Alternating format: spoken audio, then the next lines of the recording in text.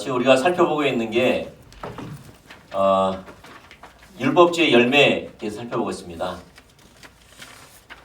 율법주의에 빠지면 영적인 눈이 어두워지기 때문에 자신이 율법주의에 빠졌음에도 불구하고 자기가 빠진지 잘 모릅니다.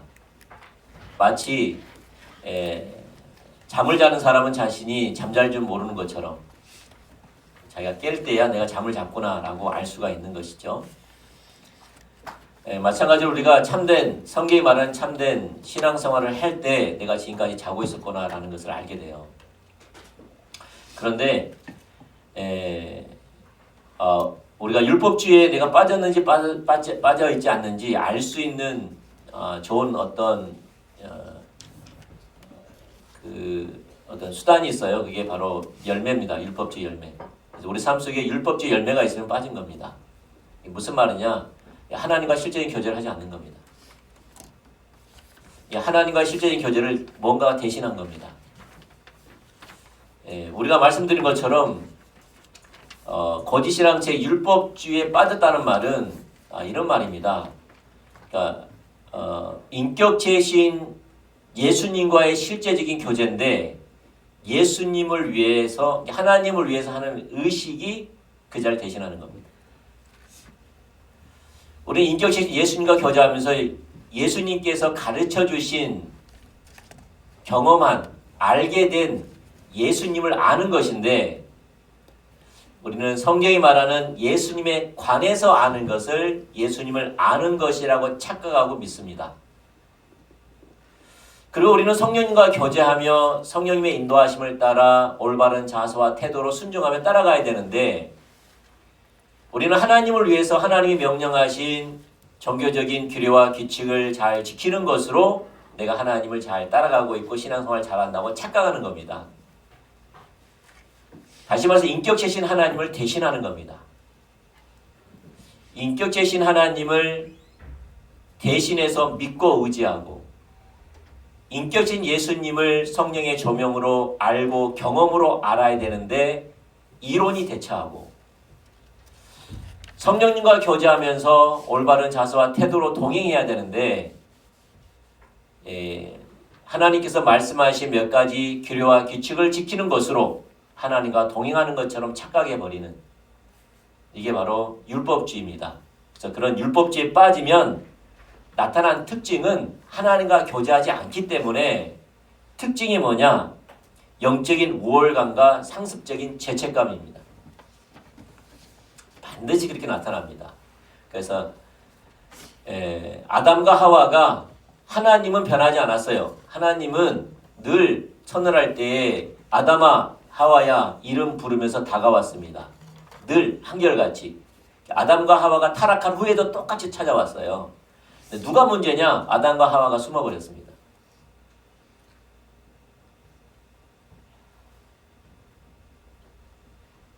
그게 율법주의입니다. 하나님이 변한 게 아니라 내가 변한 겁니다. 내가 하나님을 대신해서 뭔가를 의지하고 믿는 겁니다. 그런 나타나는 특징이 뭐냐? 그것이 기준이 되기 때문에 하나님을 떠납니다. 어떻게 떠나느냐? 우월감이나 상습적인 죄책감으로 떠납니다.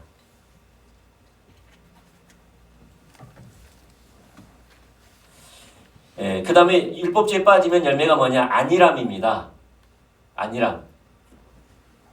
다시 말해서 하나님 외에 어떤 것을 의지하기 때문에 그 어떤 것이 내게 주어졌으면 안일함에 빠집니다. 더 이상 하나님을 찾지 않습니다. 언제 찾느냐? 여러분이 안일함이라고 생각한 것이 사라질 때 찾습니다. 그 우상이 사라질 때 찾습니다. 불안하니까. 염려되니까 찾습니다. 무슨 말이냐? 실제적으로 예수를 믿는 게 아니라 그는 실제적으로 우상을 믿는 겁니다.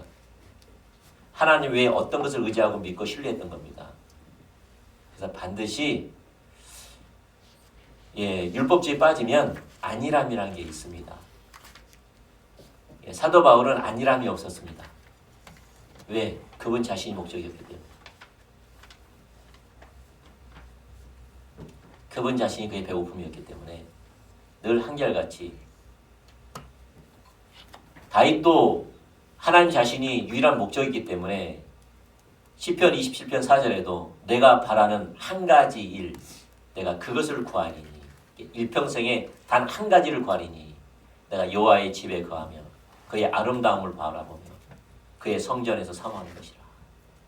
사모하다, 이게 찾다, 구하다는 말입니다. 그의 아름다움을, 하나님 자신만을 알기를 구하는 거였습니다. 일생에 단 한 가지 소원. 왜냐하면 하나님 자신이기 때문에, 신앙의 본질을 주고 있기 때문에. 근데 사도 다윗도 타락할 때가 있었습니다. 언제 타락했습니까? 하나님 외에 다른 것에 초점을 맞췄을 때 안일함에 빠졌습니다. 안일함에 빠지니까 하나님이 함께하지 않습니다. 함께하지 않으니까 죄에 쉽게 넘어가 버렸습니다. 그 다음에 하나님 자신이 목적되지 않으면 전통에 집착합니다. 오늘은 배우자는 자세가 없습니다. 배우자는 자세가 없습니다. 율법주의에 빠지면 배우자는 자세가 없습니다. 아까도 말씀드린 것처럼 우리 신앙생활은 인격체이신 살아계신 하나님과의 교제입니다. 그리고 성령의 조명으로만 하나님을 알 수가 있습니다. 그리고 실제적으로 예수님과 동행하면서 예수님의 음성을 듣고 순종하는 삶을 사는 겁니다. 그 인격체이신 하나님과 교제하는 겁니다. 예수님과 교제하는 겁니다. 동행하는 겁니다. 그분과 함께 하나님의 뜻을 이루는 삶입니다. 그런데 율법주의는 그걸 대신한다는 겁니다. 그래서 하나님을 위해서 의식을 하는 겁니다. 말씀 읽고 기도하고 예배드리고 헌금하고 봉사하고 희생하고 하나님을 위해서 하지만 실제는 교제를 하지 않습니다.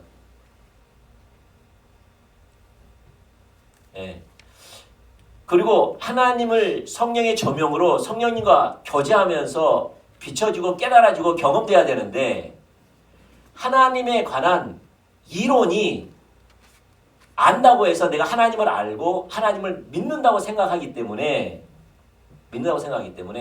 이 하나님 말씀을 잘 알고 그것을 말씀 그대로 믿으면 하나님을 믿는다고 생각하기 때문에 그들은 배우자 한 자세가 없습니다.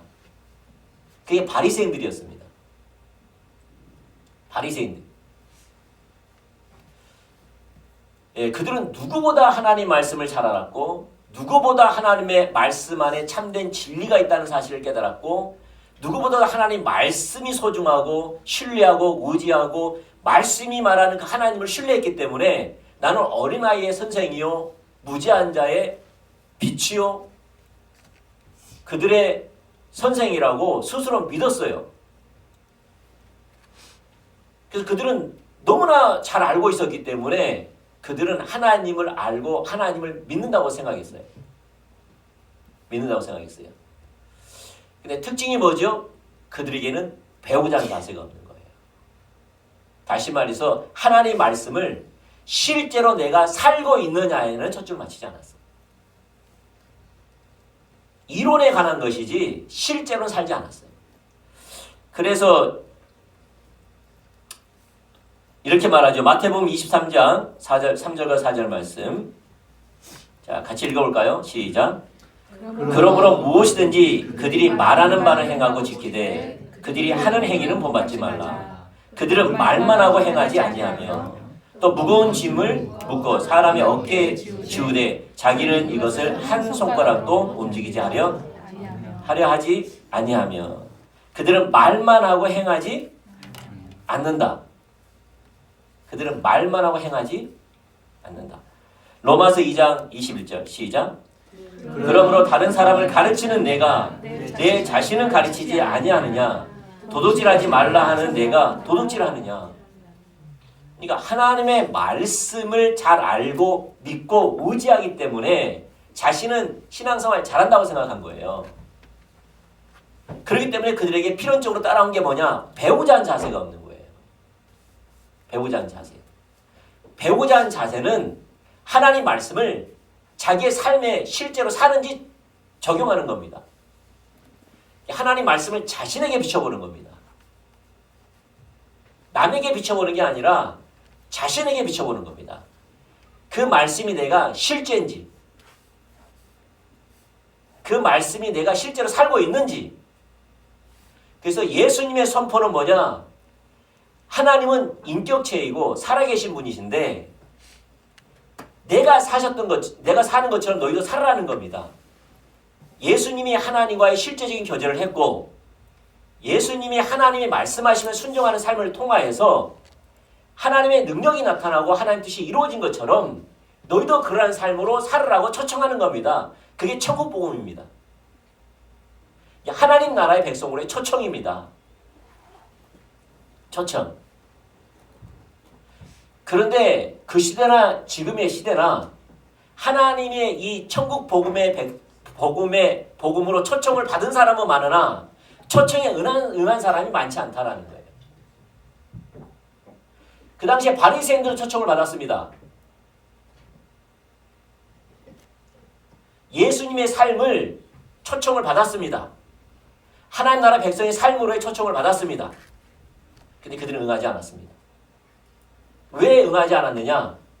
예수님은 실제적인 인격체이신 살아계신 하나님과 교제했고 하나님의 음성을 듣고 순종함으로 하나님의 뜻을 나타냈는데 바리새인들은 그러한 것이 아니라 하나님 말씀 자체를 잘 연구하여 그 말씀을 1.1획도 틀림이 없는 하나님의 말씀으로 받아들이고 또 성경 말씀에 말하는 하나님을 믿고 신뢰하면 그게 신앙이라고 생각한 거예요. 그 말씀이 실제로 내가 사라지고 있느냐 이걸 보지 않는 거예요. 그러니까 그들은 아무리 말을 해도 꼼짝달싹도 안 한 겁니다. 왜냐하면 신앙 자체가 왜곡되어 있기 때문에. 오늘 그런 삶을 살으라고 초청했는데 꼼짝달싹도 안 하는 겁니다.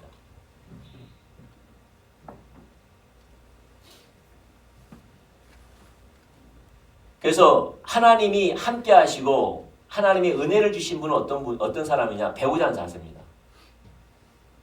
배우자 하는 자세. 다시 말해서 그 말씀이 나에게 실제냐 이 말이죠. 말씀이 나에게 실제냐. 그래서 말씀이 나에게 실제냐. 그때 그 말씀 앞에 정직하게 반응했던 사람들은 주께 돌아왔습니다.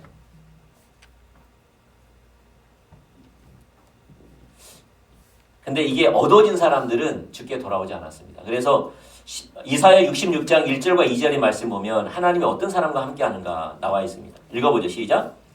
여호와께서 이와 같이 말씀하시되 하늘은 나의 보좌요 땅은 나의 발등상이니 너희가 나를 위하여 무슨 집을 지으랴. 내가 안식할 처소가 어디랴. 나 여호와가 말하노라. 내 손이 이 모든 것을 지었으므로 그들이 생겼느니라. 무릇 마음이 가난하고 심령에 통회하며 내 말을 듣고 떠는 자 그 사람들은 내가 돌보려니와. 내가 성전을 지었다. 다시 말 뭡니까? 솔로몬 성전을 지으면서 하나님 이곳에 와 주십시오 라고 하는 성전이 아니다는 거예요.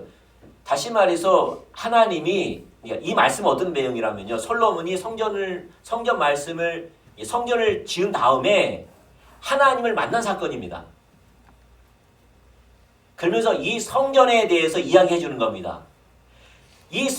내가 하나님이 큰데 이 성전 안에 거하겠느냐. 아무리 너희들 보기에는 예루살렘의 성전이 크고 위대하고 장엄하게 볼까 몰라도 나는 창조주 하나님이다. 하늘은 나의 보좌요. 이 지구상은 나의 발등상밖에 안 된다. 발판밖에 안 된다. 그리고 지구상에서 발판밖에 안 되는 지구상에서도 내가 보기에는 입쑤시개만한 집을 지어놓고 내가 이곳에 거할 것 같느냐. 안 거한다. 이 말이에요. 왜? 난 너무 크신 하나님이라 이 코딱지만한 내가 보기에는 예루살렘 성전은 코딱지만한데 내가 이 안에 있겠냐 이 말이죠. 하나님은 성전에 계신 분이 아니라는 거예요. 건물에 계신 분이 아니라는 거예요. 크기 때문에. 우주가 하나님의 보좌요. 지구는 발등상밖에 안 되기 때문에. 맞나요? 하나님 그렇게 크십니다. 그러면서 말하면서 내가 안식할 처소가 어디냐? 예루살렘 성전이 아니라는 거예요. 내가 거하고 내가 앉을, 내가 자정할, 내가 거할 곳은 예루살렘 성전이 아니라는 거예요. 고로 솔로몬아, 너가 지은 이 성전 나는 잊지 않겠다는 거예요. 너가 나를 담을 수 있겠냐? 못 담는다는 거예요. 그래서 나의 보좌는 어디냐? 내가 거할 것은 어디냐? 라고 말하면서 어디에 거하신다고요? 마음이 가난하고 심령이 통해하며 내 말씀 앞에 떠는 자. 내가 그 돌보려니와 내가 그것에 거한다는 거예요. 하나님은 어디에 거하세요? 말씀 앞에 떠는 사람에게 거한다는 거예요. 배우자 하는 자세에게 거한다는 거예요. 다시 말해서 하나님 말씀이 그러하기에 그 말씀이 내 삶의 실제인가? 그 말씀이 실제가 되기 위해서 하나님 앞에 납작 엎드려 가난과 통회함으로 그 은혜를 구하며 하나님께 절박하게 엎드려 하나님께 나아가는 자, 내가 그들과 함께 하겠다. 그리고 그런 사람들이 성전에서 예배드리면 그 성전에 거하겠다는 거예요.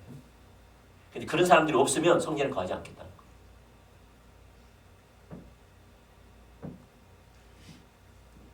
건물뿐이라는 거예요. 몸뚱아리뿐이라는 거예요. 뭐가 없으면? 배우자 하는 자세가 없는 사람은 몸뚱아리요. 배우자 하는 자세가 없는 무리들은 건물뿐이라는 거예요. 어찌 그들이 나를 담겠느냐? 나는 그곳에 있는 게 아니라 하나님은 한 개인이 모인 무리 가운데 그들이 배우자 하는 자세를 갖고 가난과 애통한 마음으로 하나님을 찾을 때 내가 그 가운데 거한다는 거예요. 근데 바리새인들은 하지 않았어요. 왜냐하면 그들은 실제로 자기가 그렇게 사느냐 그런 관점이 아니기 때문에. 아멘. 제가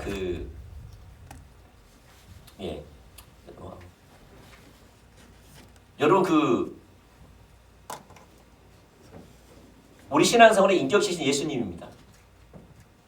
다시 말해서 내 안에 예수님과의 실제적인 교제입니다. 아멘. 여러분에게 묻겠습니다. 여러분 안에 예수님이 계심을 믿습니까? 아니, 진짜 모르고. 여러분 안에 예수님이 계심을 믿습니까? 그럼 그 예수님은 어떤 분이십니까? 그래서 그 예수님을 알기에 여러분 염려 근심하지 않습니까?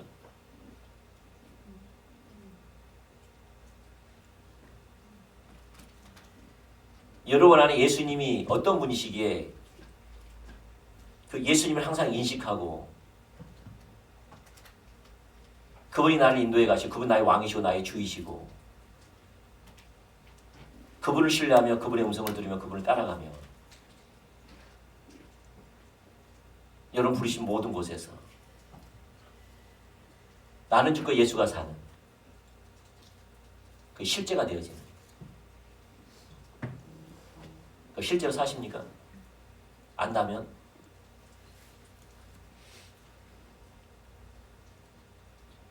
이게 실제잖아요. 바리새인들은 그랬어요. 예수님이 말하는 이 실제를 이야기하는 건데 바리새인들은 그 말이에요. 예수님이 부활하셔서 성령으로 내 안에 계심을 믿습니다. 예수님 나의 왕이십니다. 예수님 나의 주이십니다. 그분은 나를 인도하십니다. 이렇게 이론적인 동의를 했다는 거예요. 그러면 예수님을 안다고 생각했다는 거예요. 근데 실제는 그렇게 안 사는데. 근데 우리가 그렇게 실제로 예수님과 사는 삶을 살면 우리가 얼마나 예수님을 모른다는 사실을 알게 된다 이 말이에요. 그래서 그들은 배부잔 자세가 있다니까요. 그리고 그들의 특징은 뭐냐? 항상 가난하고 애통해요. 그러니까 하나님이 함께 하세요. 함께 하니까 내가 알지 못했던 하나님을 경험하니까 내가 더 하나님을 모른다는 사실을 알게 돼요. 그러니까 더 가난하고 애통한 마음으로 주님을 찾아요. 그럼 하나님이 내가 몰랐던 걸 또 보여주세요. 그러면 그들이 뭘 깨닫느냐? 내가 정말 몰랐다는 사실을 또 깨달아요. 그리고 더 하나님을 찾고 엎드리고 가난과 통회한 마음으로 주님을 찾으면 하나님 또 만나주세요. 만나주면 내가 주님, 이제까지 주님을 아는 것은 세 발의 피고라라는 사실을 더 알기 때문에 주여 나를 불쌍히 여기셔서 나의 눈을 열어 제발 좀 보여주세요 그래요. 다시 말해 인격시 예수님을 아는 사람들은요 계속 목말라요. 근데 이론에 불과하면요 배불러요.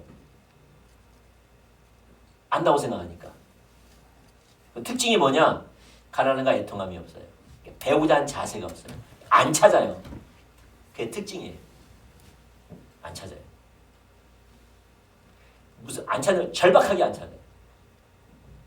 다시 말 가난함과 애통함이 없어요. 그러니까 함께 하지 않으세요. 하나님은 어디 함께 하시는데요? 아까 써놨잖아요. 나는 성전에 거하지 않는다. 말씀 보는데 거하지 않는다. 예배 드는데 거하지 않는다. 왜? 그거는 이도교들도 할 수 있는 거잖아요. 근데 누가 이게 거한다고요? 말씀 보고 있고 예배 드리고 있고 기도하고 있는 그 심령에 임한다는 거예요. 어떤 심령? 말씀 앞에 떠는 심령을 가지고 가난과 애통함이 있는 자들에게 임한다는 거예요. 그게 성경이 말하는 하나님의 기준이에요. 대하시는 기준. 아멘? 기도한다고 임하지 않으세요. 찬양한다고 임하지 않아요. 누구에게 임한다고요? 배우자 한 자세를 가지고 절박하게 가난과 애통한 마음으로 주님을 알고자 말씀 보는 사람들에게 임해요. 예배하는 사람들에게 임해요. 그렇게 동참하는 자들에게 임해요. 그런 모인 교회 가운데 임해요. 아멘? 여러분 하나님을 아는 사람들은요 지속적으로 하는 자신만 알기 원해요. 왜? 모르니까요. 여러분 하나 이야기해 볼게요. 여러분 남편분들께 질문하겠어요. 여러분 아내 알아요 몰라요? 나 물어볼게요. 여러분 남편분에게 묻습니다. 여러분 아내 잘 아세요? 모르는 것 같기도 하고. 물어볼게요. 여러분 남자분에게 물어볼게요. 남자만 이야기하세요. 여러분 아내 잘 아세요? 잘 모릅니다. 모릅니까? 진짜요? 황 교수님은 잘 아세요? 아는 것도 있고요. 네. 그럼 아내에게 묻겠습니다. 황 교수님이 자기를 잘 압니까? 100%는 모르죠. 저 부분은 비밀스러워. 감이 알아. 저 부분은 내가 신비로워요 지금. 그래서 그 가정회복연구소에 저 두 부분을 좀 내가 소개시키고 파악해가지고 좀 알려달라고. 자 보면 누구보다도 남편은 아내를 잘 알죠. 누구보다도. 내가 피드백하는 사람이지만 내가 아무리 피드백을 잘한들 여러분 남편보다 아내를 내가 더 잘 알겠어요? 모르죠. 그래 안 그래요? 모르죠. 어떻게 부부가 아니고서야 어떻게 압니까? 맞습니까? 네. 남편을 잘 알아요. 남편이 아내를 제일 잘 알아요. 네. 누구보다도. 그런데 한쪽은 몰라요. 알 것 같으면서도 몰라요. 왜 그렇죠? 만약에 아내가 아내에 대한 성격과 아내에 대한 취향을 내가 책을 만들어 가지고 써놨어. 그러면 쉽지요. 왜냐하면 그 달달래 외워가지고 암기하면 되니까. 그러면 내가 아내는 이런 사람이구나 라고 알 수 있죠. 그럴까요? 안 그럴까요? 써놨으면은. 근데 써놨어요? 안 써놨어요? 안 써놨어요. 다시 말해서 인격체이기 때문에 그래요. 하나의 인격체이기 때문에 알 것 같으면서도 몰라요. 어떨 때는 아는 것 같지만은 몰라요. 왜? 인격체니까. 그래서 부부는 어떻게 해야 돼요? 계속 관계가 깊어지려면 계속 알아가야 되겠죠. 만약에 아는 것을 포기하면 권태기에 빠지죠.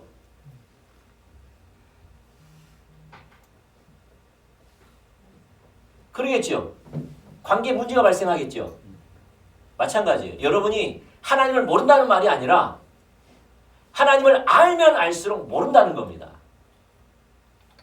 왜? 인격체니까. 그래서 하나님을 인격체로 교제한 사람은 하나님을 모른다는 거예요. 모르냐 그렇지 말이 아니에요.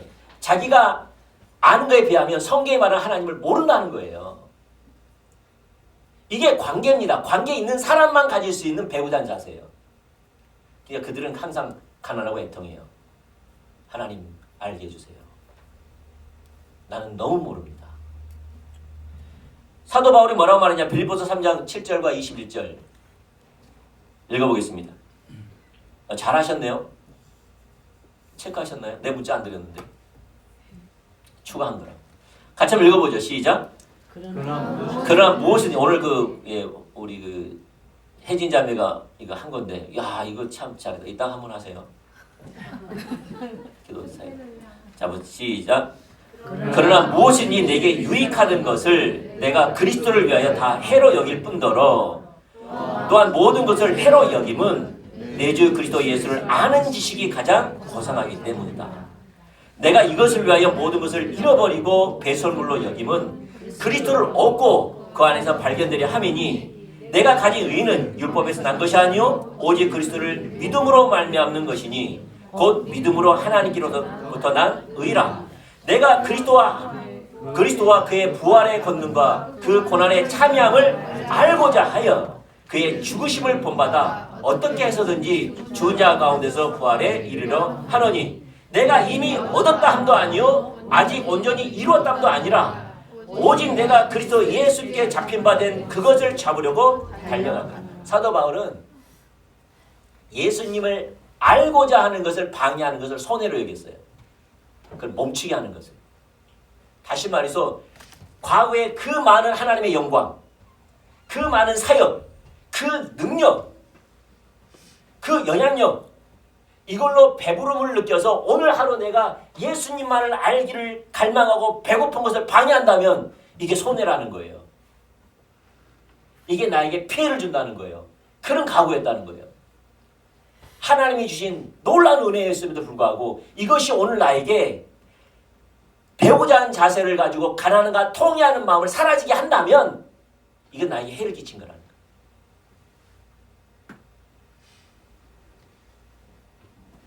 사도 바울은 뭐라 말해요? 나는 하나님을 아는 것도 내가 온전히 잃은 것도 아니라는 거예요.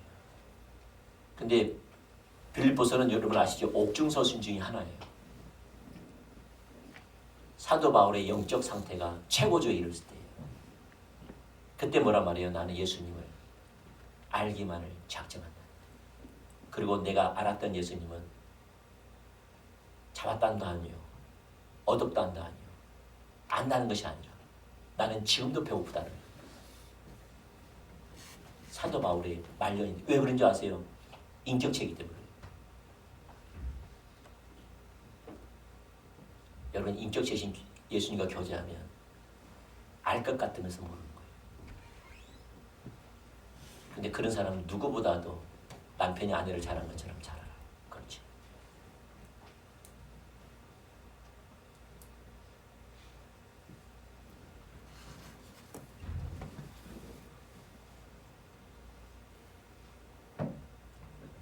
여러분 그 리즈 하월즈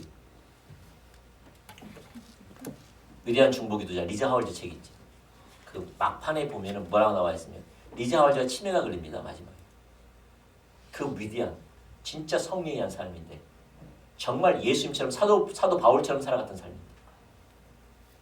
그가 마지막에 치매를 걸립니다.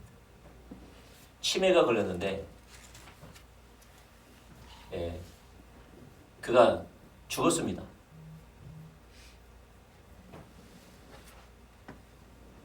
하다가 그리고 다시 깨어났습니다. 뭐라 말하는 줄 아세요? 천국을 보고 가서 하는 말이 내가 이 땅에서의 하나님을 아는 것은 이 땅에 굴러다니는 지푸라기 하나와 같다. 이런 말이었어요. 내가 하나님의 영광을 봤더니 내가 이 땅에서 하나님을 아는 것은 이 땅에 굴러다니는 지푸라기 하나와 같다. 왜 그러냐? 그분은 인격체이기 때문에. 그래서 바리새인들은 말씀 앞에 떠는 자세가 없었습니다. 왜냐하면 인격이신 하나님을 대신한 것을 가지고 신앙생활을 했기 때문에. 하나님을 위해서 의식을 했고 하나님에 관해서 아는 지식을 믿고 의지했고 하나님을 위해서 규례와 규칙을 지켰기 때문에 그들은 하나님을 위해서 했을까 모르겠지만 하나님을 위해서 했던 그 하나님 자신과의 친밀한 교제, 그분을 알고 그분을 사랑하고 그분과 실제적인 음성을 듣고 교제하는 삶을 살지 않았던 거예요. 그러니 그들은 안다고 생각하는 거예요. 안다고 생각하니까 배우지 않는 자세가 없는 거예요. 그들은 가난함과 애통함이 없습니다. 다시 말해 나는 모른다는 자세가 없습니다.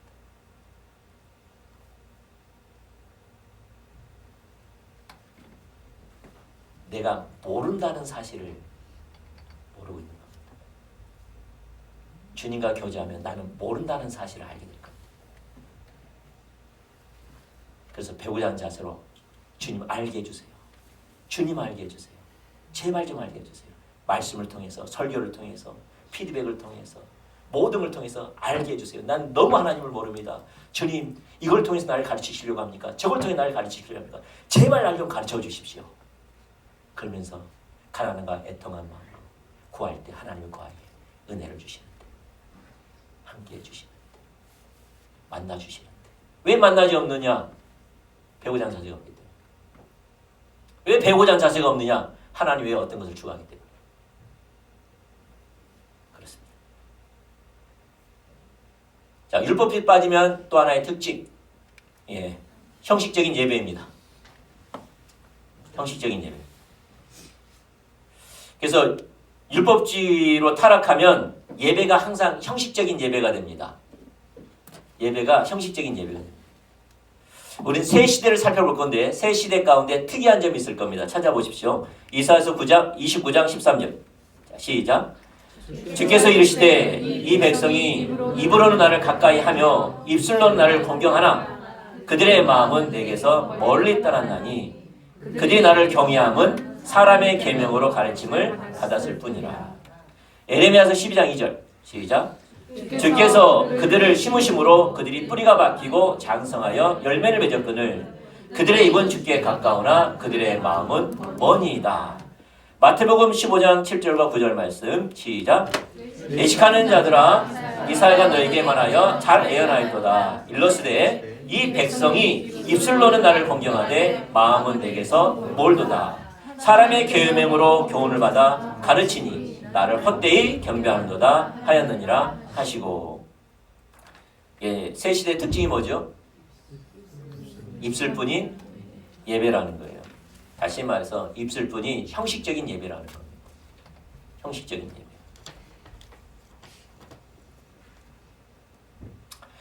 다시 말해서 입술뿐인 형식적인 예배는 신앙의 본질이 없는 예배입니다. 여러분 예배도 마찬가지로 예배도 의식 중에 하나입니다. 그래서 신앙의 본질을 담는 수단이요 또한 신앙의 본질을 표현하는 그릇입니다. 다시 말해 신앙의 본질인 하나님과 인격체이신 하나님과 교제하면서 그 하나님을 경험한 것을 예배를 통해서 표현하는 겁니다. 그릇입니다. 그래서 예배를 드릴 때 내 안에 계신 예수님이 내게 행하셨던 것으로 그 내게 계신 그 예수님께 예배하는 겁니다. 하나님께 예배하는 겁니다. 오늘 어떤 예배를 드렸죠? 첫 곡이 비준비하신이죠. 센스가 있으면 올렸는데 준비하시는 게 있죠. 그럼 처음에 어떻게 하죠?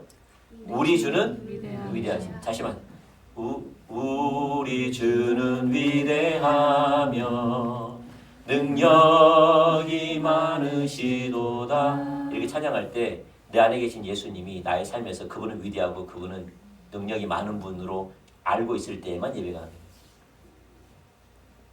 왜냐하면 그 하나님께 예배하는 겁니다. 그러면 온몸이 전율이 흐르죠. 그 예배를 드릴 때. 왜냐하면 그 하나님을 신앙의 본질을 표현하는 수단이니까. 예배를 통해서 내가 알고 있는 하나님, 내게 역사하신 하나님, 내게 약속을 주신 하나님, 내게 지금 살아 역사하신 하나님, 그것이 내 안에 계신 예수님께 오늘 우리가 모여서 함께 마음껏 예배하는 시간이기 때문에 뭐죠? 우리 주는 내 안에 계신 예수님께 찬양하는 거예요. 우리 주는 위대하며 능력이 많으시도다.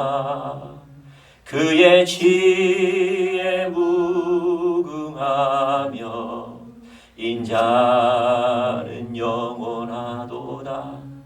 그분이 내게 지혜를 베푸셔서 피할 길을 여시고 하나님 뜻을 이루어 가시고 나를 버리지 아니하시고 그 인자하심을 내게 대하셨던 그 예수님께 이 시간에 이 시간을 들어서 예배의 수단을 통하여서 마음껏 표현하는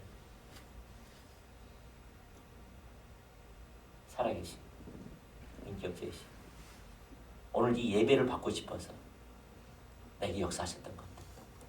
다시 말해서 인정받고 싶어서 높임받고 싶어서 영광받고 싶어서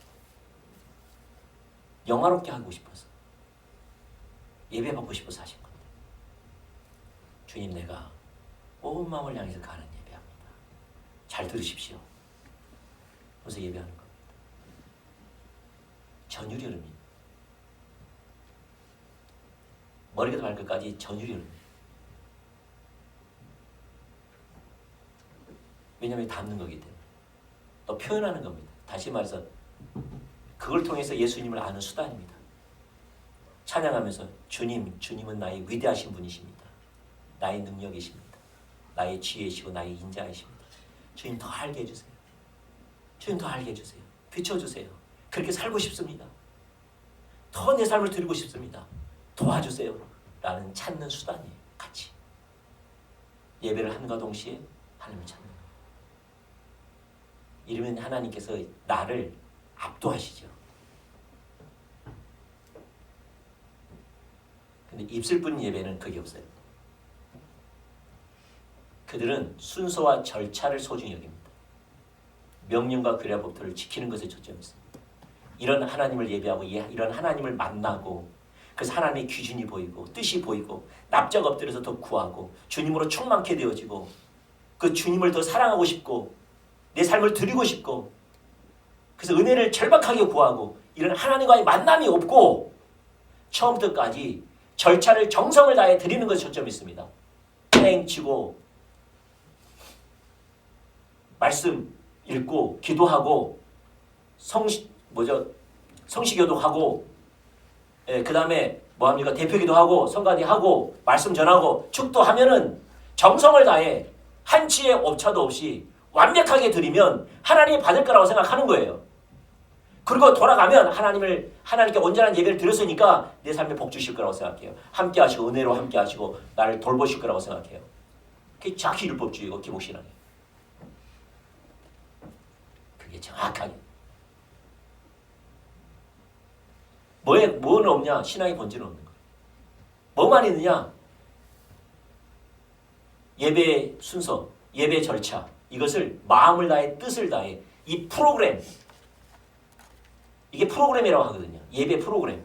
이 프로그램에 온 마음을 쏟으면 정성을 다하면 화려하면 웅장하면 하나님이 받을 거라고 생각합니다.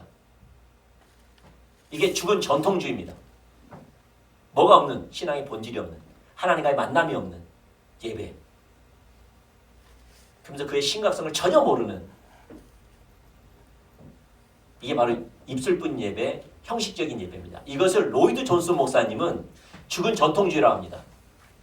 성경적인 전통인데 죽어있다는 거예요. 성경적으로는 전통인데 그 안에 생명력이 없는 하나님과의 만남이 없는 죽은 전통주의라는 거예요. 그래서 이걸 보면 로이드 존슨 목사님이 부흥책에 이렇게 써놨습니다. 79페이지와 103페이지입니다.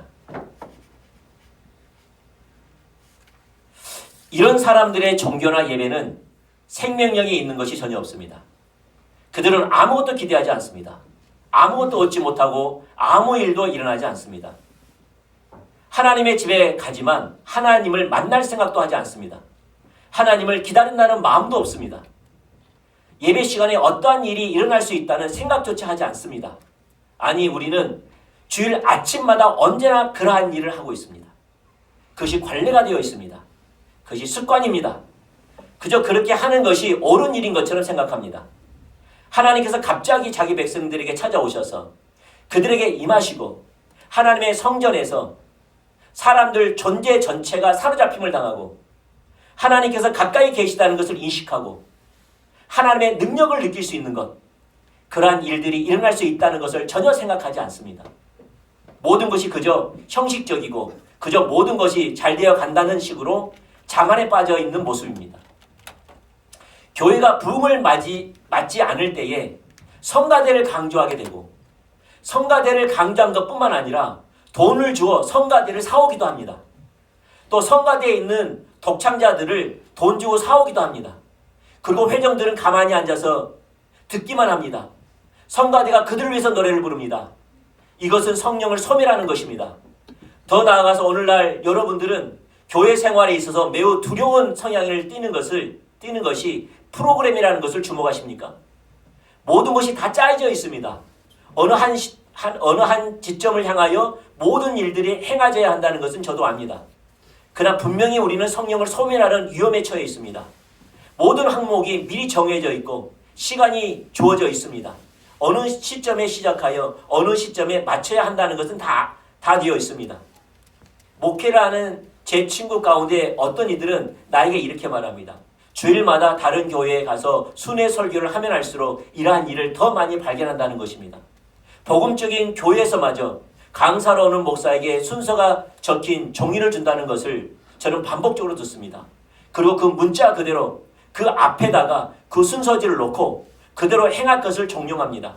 11시에 시작합니다. 성경을 봉독하고 또 거기 순서에 적혀있는 모든 것을 진행하여 12시가 됩니다. 그런 다음에 축도로 이어집니다. 제가 볼 때 이것은 매우 심각합니다. 우리가 프로그램에 너무 매여 있어 성령께서 역사하실 틈이 없지 않습니까? 어째서 이렇게 형식이 되었습니까? 로드 순서 목사님이 영국 교회 한 설교인데 그것을 책으로 엮은 것이 부흥책이에요. 근데 그 당시에 영국 교회의 교회 현실에 관해서 설교한 건데 그게 우리 한국의 설교와 별 다를 게 없어요. 다시 말해 영적 상태 별 다를 게 없어요. 너무나 형식적이라. 대부분 교회가 그렇게 합니다.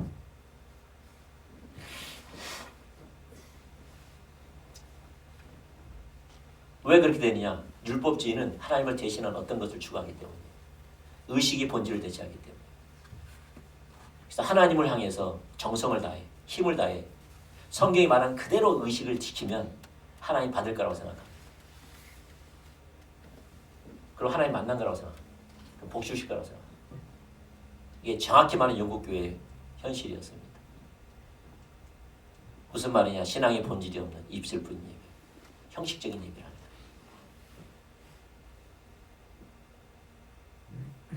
여섯 번째, 외식입니다. 외식. 율법주의에 빠지면 나타나는 특징이 뭐냐? 열매가 뭐냐? 외식으로 나타납니다. 외식. 그래서 율법주의는 능력 없는 종교입니다. 능력이 없는 종교예요. 종교는 가졌지만 그 안에 능력이 없어요. 그래서 성경에는 능력의 모양은 가졌지만 뭐죠? 능력은 없는. 다시 말해서 경건의 모양은 가졌으나 경건의 능력이 없는. 경건의 모양은 가졌는데 실제로 경건하지 않는. 능력은 전혀 없는. 그런 거죠. 여러분, 거룩함, 경외함, 그 다음에 어떤 능력, 이런 것은 하나님의 생명입니다. 다시 말해 하나님이 그와 함께 하셔야지, 그를 다스려야 하지만 우리가 경건할 수 있습니다. 거룩할 수 있습니다. 하나님을 경외할 수 있고 그 안에 능력이 있습니다. 그래서 경외함, 거룩함, 경건함은 하나님의 생명입니다. 생명. 하나님이 오셔서 그 사람을 다스릴 때만 나타납니다. 아멘. 근데 율법주의는 하나님이 그들과 함께하지 않기 때문에 경건의 모양은 있지만 경건의 능력은 없습니다. 경건의 모양은 화려하지만 실제인 경건의 능력은 없습니다. 그게 바리새인들이었습니다. 그러면서 예수님께서 성경을 통하여서 말세에 신앙의 본질이 없는 경건의 모양은 있으나 경건의 능력이 없는 것을 한탄하시면서 이렇게 쓴 겁니다. 디모데후서 3장 1절과 15절, 1절과 5절 말씀. 같이 한번 읽어볼까요? 다시 말해서 경건의 모양은 있지만 경건의 능력이 없는, 외식으로 가득한, 외식은 화려한데, 외식은 경건한데, 외식은 영적인데 실제 능력은 없는 이 인식, 이걸 갖다가 써놓은 겁니다. 읽어보죠. 시작. 너는 이것을 알라. 말세에 고통하는 때가 이르리라. 사람들이 자기를 사랑하며 돈을 사랑하며 자랑하며 교만하며 부모를 거역하며 감사하지 아니하며 거룩하지 아니하며 무정하며 원통함을 풀지 아니하며 모함하며 절제하지 못하며 사나우며 선한 것을 좋아하지 아니하며 배신하며 조급하며 자만하며 쾌락을 사랑하기를 하나님 사랑하는 것보다 더하며 경건의 모양은 있으나 경건의 능력은 부인하니 이 같은 자들에게서 네가 돌아서라. 단절해라. 이 말입니다. 그 누가 살았느냐? 예수님 시대의 바리새인들이 그렇게 살았습니다. 그래서 예수님은 그들에게 뭐라 말하느냐? 마태복음 23장 25절과 28절. 시작. 화잇을 진저 외식하는 서기관들과 바리새인들이여 잔과 대접의 겉은 깨끗이 하되 그 안에는 탐욕과 방탕으로 가득하게 하는도다. 눈먼 바리새인들이여 하루살이는 걸러내고 낙타는 삼키는도다. 화잇을 진저 외식하는 서기관들과 바리새인들이여 회칠한 무덤 같으니 겉으로는 아름답게 보이나 그 안에는 죽은 사람의 뼈와 모든 더러운 것이 가득하도다. 이와 같이 너희도 겉으로는 사람에게 옳게 보이되 안으로는 외식과 불법이 가득하도다. 예. 외식이 뭡니까? 겉은 화려하지만 경건하지만 그 안에는 경건의 능력이 전혀 없는 육신적이고 세상적이고 죄뿐이라는 거예요. 세상을 이기지 못하고 죄를 이기지 못하는, 육신을 이기지 못하는 그 죄로 가득 차 있다는 거예요. 그래서 예수님 시대의 바리새인들이 그랬다는 거예요. 너희들은 종교 생활을 보니 참으로 거룩하다. 회칠했다는 거예요. 여러분 그 무덤을 회칠한다는 말이 무슨 말이죠? 그 당시에 그 무덤은 그 동굴이었습니다. 땅을 파가지고 동굴을 만들어서 시체를 놓고 바위를 굴러가지고 막았습니다. 산에다가 공동묘지 같이 그렇게 많이 만들었어요.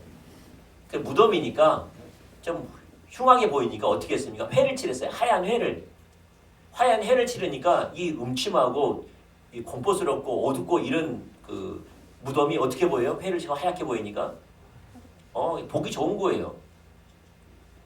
예, 두렵지도 않고 음침하지도 않고 좋은 거예요. 깨끗하게 그냥 해놓은 거죠. 근데 그 안에는 뭐가 있어요?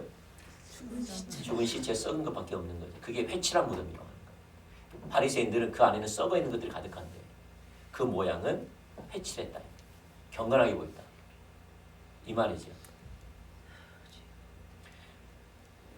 그래서 어떤 사람들은 탈을 몇 개 씁니다. 그 이기수 목사님의 그 뭐죠? 그 십자가 능력으로 사는 삶. 그 책에 보면은 많은 사람들이 탈을 몇 개 쓰고 있다라는 거예요. 탈을. 그래서 직장 갈 때는 이런 탈을 쓰고, 또 교회 갈 때는 이런 탈을 쓰고, 친구들 만날 때 이런 탈을 쓰는 거예요. 또 집에 있을 때는 이런 탈을 쓰고. 어떤 사람이 집에 있는 탈을 갖다가 벗고 교회 가는 탈을 써야 되는데 깜빡하고 집에 있는 탈을 쓰고 교회 갔다는 거예요. 자기도 놀라고 상대방도 놀라고.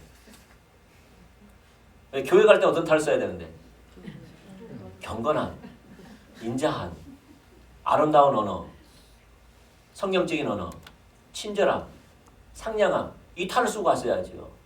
어떤 탈을 썼어요? 나도 모르는 사이에 집에 있는 탈을 가가지고 인사 팍팍 쓰고 짜증내고 막 말 함부로 하고 화를 내고 막 절제 없이 말하고 행동하고. 그러니까 갑자기 그전에는 탈을 제대로 쓰고 왔는데 그날만 긴장을 풀려가지고 집에 있는 탈을 쓰고 들켜버린 거예요. 나도 놀라고 상대방도 놀라고. 알아버렸으니까 어떻게 해야 돼요? 다른 교회 가야죠. 그런 꼴이 되는 거예요. 탈이 여러 개 있다는 거예요. 그래서 그 탈에 맞게 경건의 모양에서는 경건의 능력이 전혀 나는 변하지 않아. 단지 변화를 위한 변화만 가지고 그 상황에 맞게끔 변화만 가지고 있는 특화된 나의 자신. 그래서 직장 갈 때는 이렇게 특화되어 있고 교회 갈 때는 이렇게 하고 그게 경건의 모양으로서는 경건의 능력이 없는 전혀 변하지 않는다. 전혀 변하지 않는다. 그게 이제 우리의 삶인 거죠. 많은 부분. 여러분 경건이라고 하는 것은요. 착각하지 마세요. 경건은 외적에 있지 않아요. 어떤 사람 허느라 목회자인데 예, 좀 이렇게 좀 남루한 옷을 입고 있고 어떤 목사님은 막 예, 아주 메이커 있는 막 좋은 양복 딱 입고 있고 그러면 이분은 목회를 하면서 경건하고 이 사람은 좀 완전 빼어 있고 뭐 메이커 있고 이러니까 경건하지 않고 그게 아니에요. 근데 사람들 그러거든요. 너무나 외적이니까. 시골에 있는 목사님은 뭐죠? 봉고차 타고 다니고 지금도 연식 한 15년 전에 타고 다니고 덜컹덜컹 타고 다니고 지금은 딱 벤츠 타고 다니고 예, 이걸 보면서 경건하다고 하는 사람들이 있거든요. 가끔. 그렇지 않아요.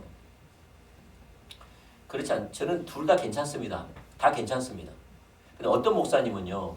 교회가 큼에도 불구하고 봉고차 타고 다니고 봉고차를 타고 자가용처럼 타고 다녀요. 봉고차를. 내가 이기수 목사님한테 들었어요. 왜 그런지 아세요? 그것이 그 사람의 존경의 대상이에요. 사람들에게. 그래서 그렇게 타고 다닙니다. 그게 경건입니까? 우리 목사님은 다른 목사님과 달라. 우리 교회 정도면은 벤츠 타고 다녀야 되는데 우리 목사님 봐봐. 우리 목사님 지금도 봉고차 타고 다녀요. 이러면서 우리 목사님 한다는 거예요. 경건하신 분, 영적이신 분, 하나님을 사랑하시는 분 이렇게 이해한다는 거예요. 그 사람은 그걸 수단으로 삼다는 거예요. 타락했다는 거지. 제가 말씀드린 것은 뭘 타든 뭘 입든 어떤 언어를 쓰든 그게 중요하지 않다는 거예요. 그걸로 경건하다 판단할 수 있는 게 아니라는 거예요. 뭘로 판단할 수 있어요? 그 하나님을 알고 그 하나님을 사랑하고 하나님 뜻이 보이면 순종하면서 하나님과 동행하는 삶을 사는 거예요. 그러면서 뭐죠? 조금씩 하나님 싫어하시면 안 하는 삶을 살고 하나님 기뻐하면 순종하는 삶을 살고 구별되고 이게 경건이에요. 아멘? 그게 경건이에요.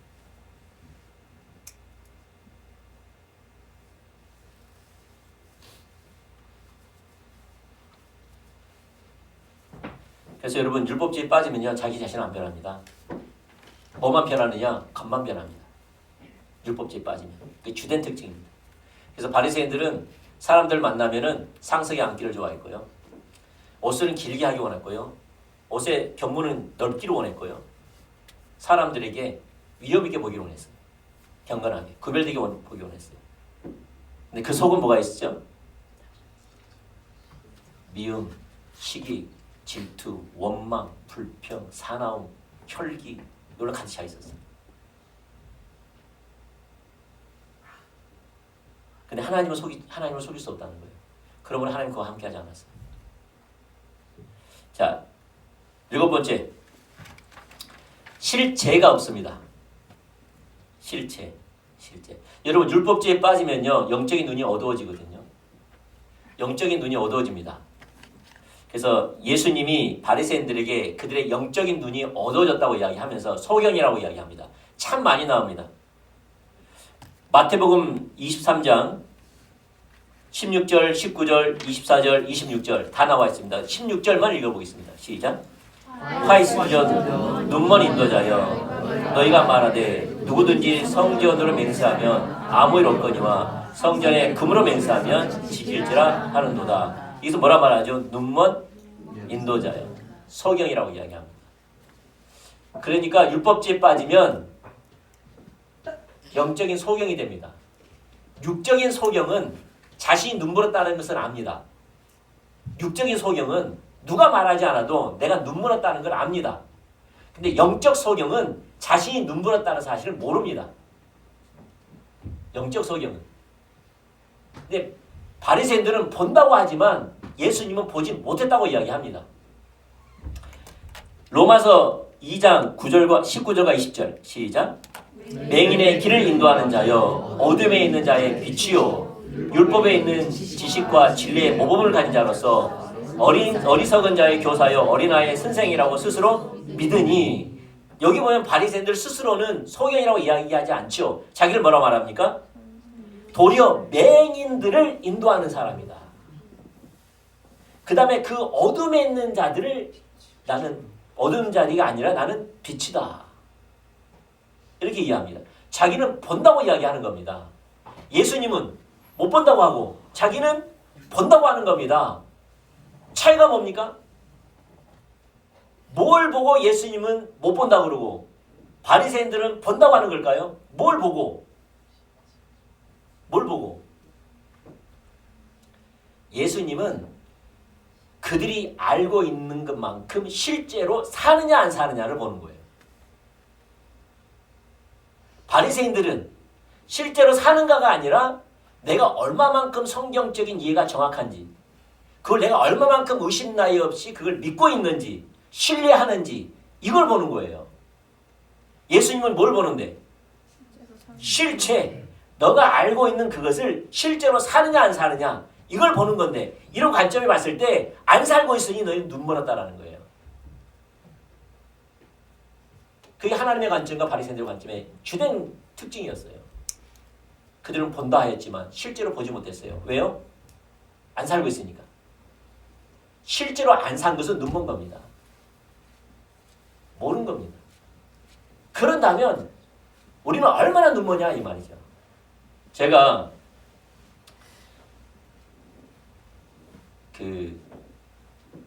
이길수 목사님하고 저 어디죠? 저 동남아 순회한 게 아니고 저기 어디죠? 갑자기 생각이 나. 베트남 옆에 캄보디아 선교를 갔어요. 이길수 목사님은. 이길수 목사 2번을 가죠. 2번. 처음에는 이제 우리가 답사 겸 갔어요. 그 자기 목사님 친구분이신데 그분이 한국에서의 그 VIP가 가면 정치인들이 가면 대통령이 가면 그분이 통역해 주시는 분이세요. 선교사님이신데 그만큼 영향력이 있고 그런 분이세요. 그분의 초청을 받아서 갔습니다. 가가지고 이제 같이 가자 그래가지고 이제 둘이서 갔습니다. 가가지고 호텔방 하나 잡고 이제 둘이서 이제 갔죠. 그때 이기수 목사님이 그때 내가 말귀를 무슨 말인가 알아들었어야 되는데 호텔방에서 저한테 이야기하시더라고. 내가 당신의 리더가 됐으면 좋겠다 그러시더라고. 내가 예 그렇게 하시죠. 그러면 되는데 네. 그랬었죠. 그 뒤로 어떤 말도 안 하시더라고. 그러면은 알았다고 했어야 되는데 난 그만큼 관계를 못해요. 그 마음을 못 읽었어요. 지금도 야단 맞지만. 이제 그러면서 이제 이길수 목사님하고 이제 그 친구 목사님하고 같이 이제 이길수 목사님하고 같이 가는 게 재미가 없는 게 그 현지인 음식을 못 먹습니다. 정말 재미없습니다. 중국 가면 중국 음식 먹고 필리핀 가면 필리핀 원주민들 음식 먹고 캄보디아 가면 캄보디아 먹고 와야지. 안 그렇습니까? 안 그러시고 이기수 목사님 이 비유가 약해가지고 무조건 김치찌개 된장찌개. 아니 한국에서 그렇게 먹는데 왜 거기서 그렇게 먹는지. 매일 한국 음식을 먹으러 다녔어요. 거기서 비싸기만 대따 비싼데. 하여튼 이제 우스갯소리입니다. 우스갯소리입니다. 진심이기도 하고. 가서 이제 갔는데 저보고 대표기도 하시라고 하시더라고요. 식사 대표기도 계시는데 항상 갑자기 시키면 진땀이 나죠. 내가 아무리 목회자지만 또 자리가 중요하기도 하고. 그래서 여러분이 대표기 이제 기도의 훈련을 받으셔야 돼요. 어떻게 됐을지 좀 몰라요. 저같이 창피함을 당하면 안 돼요. 나는 목회자임에도 불구하고. 제가 기도를 했어요. 기도를 하는데 아멘 했거든요. 숙소에 왔어. 또 이 의미심장한 말을 또 해 저한테. 목사님, 예, 아까 목사님 대표기도 했잖아요. 네, 왜요 목사님 그랬더니 제가 보기에는 목사님이 하나님께 기도하지 않는 것 같아요. 나한테 그러더라고요. 아 그래요 목사님, 내가 한번 내 자신 한번 돌아보겠습니다. 아까 그걸 염두에 두고 내가 한번 깊게 생각해 보겠습니다.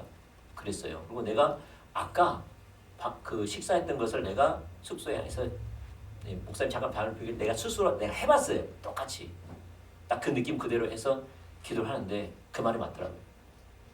내가 하나님께 하는 게 아니라 사람에게 했더라고요. 들으라고. 사람들 들으라고. 사람들이 내 기도를 갖다가 잘하냐 못하느냐 이 관심을 가지고 했던 거예요.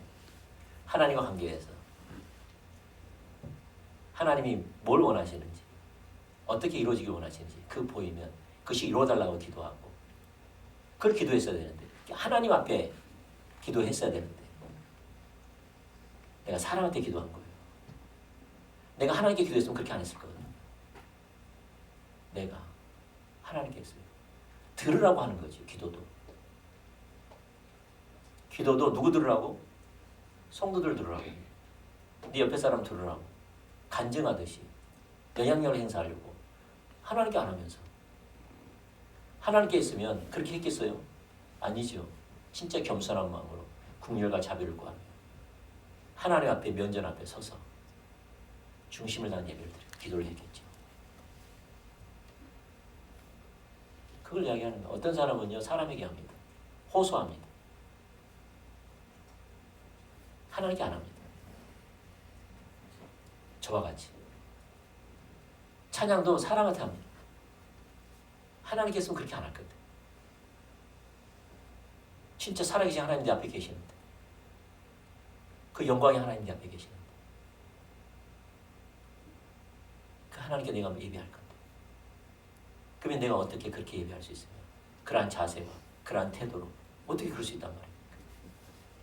사람한테 하는 겁니다. 그게 실제입니다. 근데 바리새인들은 이러한 관점으로 살지 않았습니다. 저와 같이 이론적으로는 기도는 하나님께 하는 것이고 하나님께서 행하신 것을 기도하고 이걸 음식을 주시는 데 감사하고 그 하나님께 내가 더 맡기기를 원하고 진실하게 예배할 기도드렸을 건데 실제라면 내가 목회자임에도 불구하고 내가 그렇게 실제적으로 살지 않았다는 거죠. 그래서 우리가 설교를 들을 때 내가 실제로 사느냐예요. 실제냐. 살아계신 하나님이 진짜 내 안에 계심을 믿냐. 그리고 믿기에 인격체로 대접해드리면서 경외하는 마음으로 두려운 마음으로 또 기쁜 마음으로 감사의 마음으로 하나님께 묻고 그분이 물으면 들을 것을 믿고 그분이 내게 다시 말씀할 것을 기다리고 또 내게 감동 주신 것은 순종하라고 하나님 내게 말씀하신 거기 때문에 명령을 주시기 때문에 왕의 명령이기 때문에 내가 순종하고 왜 그 말씀에 순종을 그 말씀을 하셨고 내가 순종했을 때 어떤 일을 이루려고 하셨는지 경험하는 거고 이게 실제인데 모든 영역에서 여러분은 어떻습니까? 실제입니까? 몇 가지 질문하겠습니다. 여러분 안에 예수님이 실제로 살아계십니까? 여러분 안에 예수님이 실제로 살아계십니까? 그걸 압니까? 여러분은 예수님에게 우리의 기도를 했을 때 예수님은 나에게 반드시 응답하시는 분이라고 믿습니까? 예수님은 오늘 하루 하나님이 원하시는 길로 인도하시는 분이라는 걸 믿습니까? 그렇기 때문에 그렇게 사십니까? 여러분은 이것을 이론적으로만 믿습니까? 아니면 실제로 경험하고 있습니까? 그럼 당신의 영적 상태는 무엇입니까? 근데 바리새인들은 여기에 대한 관심이 없었어요. 바리새인들은 뭐죠? 이론으로 동의했어요. 예수님은 부활하셔서 내 안에 계셔. 예수님은 인격체이기 때문에 내가 말하면 들으셔. 예수님은 나를 인도하신 분이셔. 근데 실제는 안 살아. 그렇게. 그래서 율법주의에 빠지면 실제가 없습니다. 뭐만 남느냐? 이론과 추구함만 있습니다. 그렇다면 율법주의에 빠진 겁니다. 마지막으로 믿음이 없습니다. 믿음은 있을 수가 없습니다. 요한복음 5장 45절과 47절. 자, 읽어보죠. 자, 시작. 내가 너희를 아버지께 고발할까 생각하지 말라. 너희를 고발하는 이가 있으니 곧 너희가 바라는 자 모세니라. 모세를 믿었더라면 또 나를 믿었으리니 이는 그가 내게 대하여 기록하였습니다. 그러나 그의 글도 믿지 아니하거든 어찌 내 말을 믿겠느냐 하시니. 그 당시 예수님이 종교 지도자들에게 믿음 없음을 책망하신 겁니다. 책망하신 겁니다. 다시 말해서 그들이 모세를 믿었더라면 나를 믿었을 것인데 그의 글도 믿지 아니하거든 어찌 나를 믿겠느냐. 바리새인들은 성경을 믿지 않았습니다. 자신들을 믿는다 했는데 만약에 믿었더라면 자신을 알았을 거라는 거죠. 왜냐하면 성경에서 나에 대해서 이야기한 거기 때문에. 그래서 바리새인들은요 이론적으로는 동의했을까 모르겠지만 믿지는 않았어요. 그래서 실제로 살지 않았어요. 그리고 실제로 살았으면 예수님을 금방 알아볼 거예요. 세례 요한처럼. 세례 요한처럼 예수님을 알아봤을 거예요. 왜냐하면 세례 요한도 구약 사람이잖아요. 세례 요한이 어떻게 알아봤느냐? 그는 성경이 말하는 하나님과 교제하는 삶을 살았어요. 그리고 성경이 말하는 하나님과 교제하면서 그분이 말씀하신 것을 믿었어요. 그리고 하나님이 예수님을 계시해 주셨어요. 그리고 예수님을 보자마자 세상 짐 지고 가는 어린 양이로다 라고 말한 겁니다. 저분이시다. 그리고 자기 제자들에게 나를 따라오지 말고 저들에게 가라 할 정도였습니다. 왜냐? 세례 요한은 하나님과 관계 실제였습니다. 바리새인들은 이론에 불과했습니다. 이론에 불과하니까 하나님의 실제적인 역사에 눈물었습니다. 그러니까 도리어 예수님을 대적했습니다. 왜? 실제를 모르니까. 얼마나 뭔지 하나 예를 보도록 하겠습니다. 예. 여러분 그 예수님이 이제 성경에 보면은 베들레헴에 태어나신다고 하셨죠. 그래서 동방박사들에게 하나님이 별을 보이시면서 인도해 갔습니다. 그리고 동방박사들이 예수님의 태어나심을 위해서 경배하기 위해서 각종 예물을 가지고 예루살렘에 도착했습니다. 예루살렘에 도착해서 찾을 길이 없으니까 헤롯 왕에게 간 겁니다. 왜 헤롯 왕에게 간지 잘 모르겠어요. 왜냐하면 그 당시 헤롯 왕은 말 그대로 유대인의 왕으로 와 있는 거거든요. 로마 왕을 대신해서 유대를 다스리는 왕으로 온 겁니다. 다른 왕이 있으면 될까 안 될까요? 안 되죠. 반란이 일어나죠. 그래서 헤롯 왕은 민감했습니다. 그래서 박사들이 아니 베들레헴에 유대인의 왕으로 나실 리가 있다고 하는데 어딥니까 물으니까 소동이 일어난 겁니다. 그러자 서기관을 불렀습니다. 왜냐하면 그 당시 서기관들은 성경 박사들이었거든요. 서기관한테 물었습니다. 예수님이 어디 태어나느냐 빨리 알아봐라 그랬더니 그들이 그냥 입술로서 생각할 것 찾아볼 것도 없이 그들이 이미 알고 있었기 때문에 미가서를 딱 말하는 겁니다.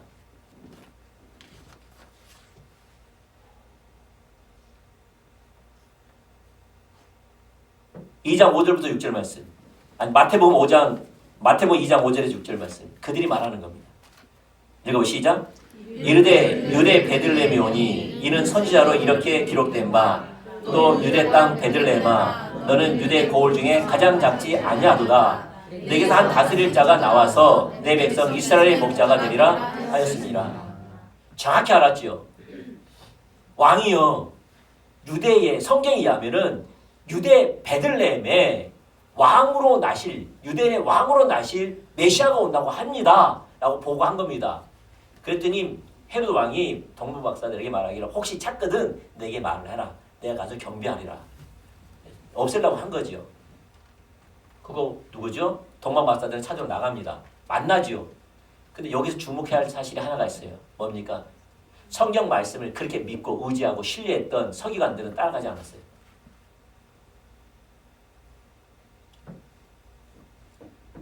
그들이 그렇게 믿고 의지하고 고대한 약속을 믿고 의지하고 사모한다고 했던 그들이 말씀의 성취가 이루어진다고 했음에도 불구하고 따라가는 사람 한 사람도 없었습니다.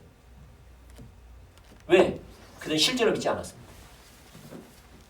그들의 믿는 것은 이론에 불과했습니다. 그래서 율법주의에 빠지면 믿지 않습니다. 하나님 내 안에 살아계신다.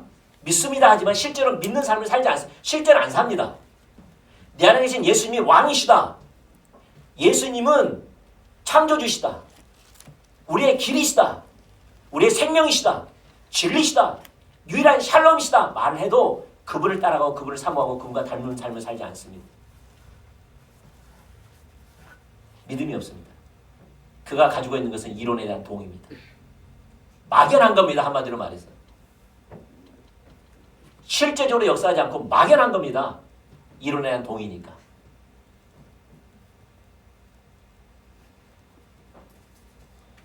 오늘 율법주의에 빠지면 나타난 특징을 보면서 내가 잠들었는지 잠들고 있지 않는지를 볼 수 있다고 했습니다. 그래서 여러분이 율법주의 열매가 나타나면 율법주의에 빠진 겁니다. 다시 나열해 드립니다. 율법주의에 빠지면 나타난 열매, 영적인 우월감 내지는 상습적인 죄책감, 하나님을 향한 기대를 하지 않습니다. 우월감이 있으면 내가 얼마나 죄인인지 납작 엎드려 눈물도 흘린 적이 없습니다. 애통한 적도 없습니다. 왜? 교만하니까요. 만나주시지 않으니까요. 하나님의 기준이 다시 보이면, 만나주시면 하나님의 기준이 보이는데 말씀하시는데, 여러분 하나님과 친밀함이 뭐죠? 하나님과 친밀한 교제라고 하는데, 우리 신앙은 하나님과 친밀한 교제라고 하는데 하나님과 친밀한 교제가 뭐예요?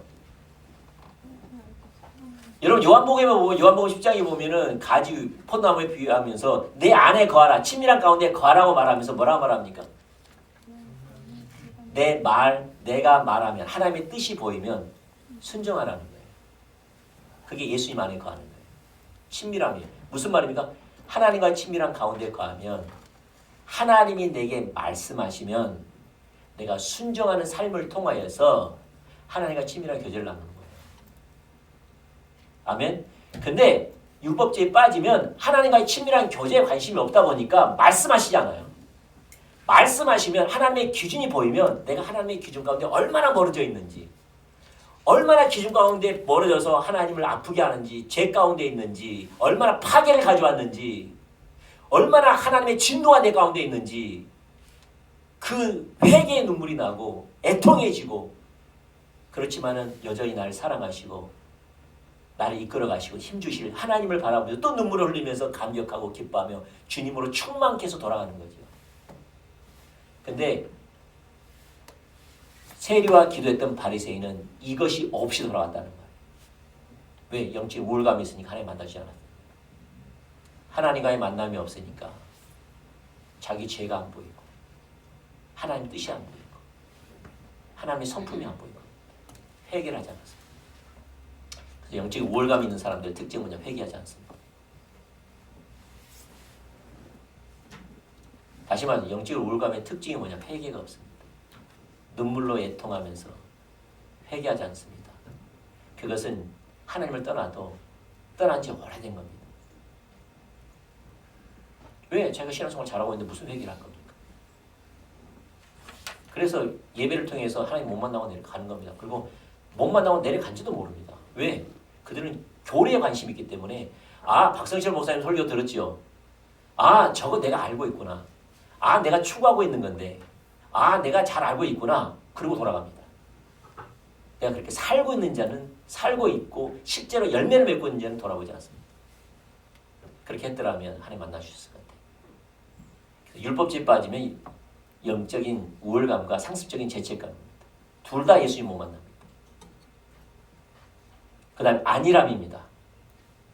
안일함. 하나님 외에 어떤 것에 집착하고 있고 그것을 위안 삼고 있습니다.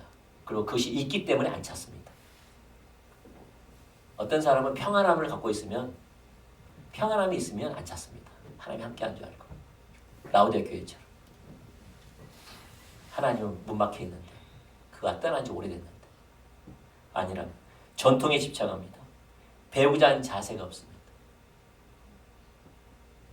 형식적인 예배를 드립니다. 있을 뿐인 예배를. 외식합니다. 경건의 모양이 있지만 경건의 능력이 없는, 세상을 이기지 못하는, 육신을 이기지 못하는, 죄를 이기지 못하는. 여러분, 우리가 진짜 여러분 돌아가서 우리 그런 삶을 살지는 맙시다. 집에 돌아가자마자 TV에 바라보고 리모컨 손 들고 있는. 우리가 인생을 살면서 그러지는 맙시다. 집에 가면은 TV 앞에 앉아가지고 리모컨 손에 들고 있는. 그러지 맙시다. 아멘. 그 노인정에 가 있고, 갔다는 말이 잘못된 게 아니라 그게 사투 치고 있고, 친구들과 마시러 다니고, 맛집 찾아다니고, 그렇게 인생을 살지는 맙시다. 우리 젊어서 신앙생활 열심히 하는 것의 열매가 그걸로 하면 비참하지 않습니까? 그래, 그러지는 맙시다. 아멘. 우리가 어떻게 해야 돼요? 주님 따라가야 되고 여전히. 그 다음에 우리가 힘도 잃고 물질도 없을 거 아니에요. 그럼 뭐 하겠어? 중보기도. 하나님 나라에 동참하는데 핵심적인 역할. 중보기도. 나라를 위해서 기도하고, 열방을 위해서 기도하고, 교회를 위해서 기도하고, 교회 나와서 기도하고.